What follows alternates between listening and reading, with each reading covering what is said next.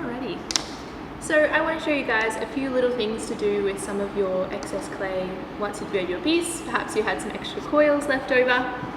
Something I've been doing just to recycle clay and to make some little ring holders is to take a coil or a section of clay and to roll it into a little cone. Now the trick is to start with a fairly chunky bit of clay, like that, and just roll it and putting pressure on one side of the coil until you get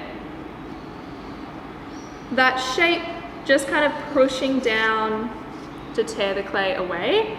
This is going to be quite a small little one, and you can shape it so that it's going to stand up. I do that a few times until I'm happy with the height. Super easy, they make good little gifts and they don't take up too much room in the kiln, which is wonderful. But pop a little pattern on the bottom. You can dip glaze the top and have the bottom raw, and you can keep your rings on them.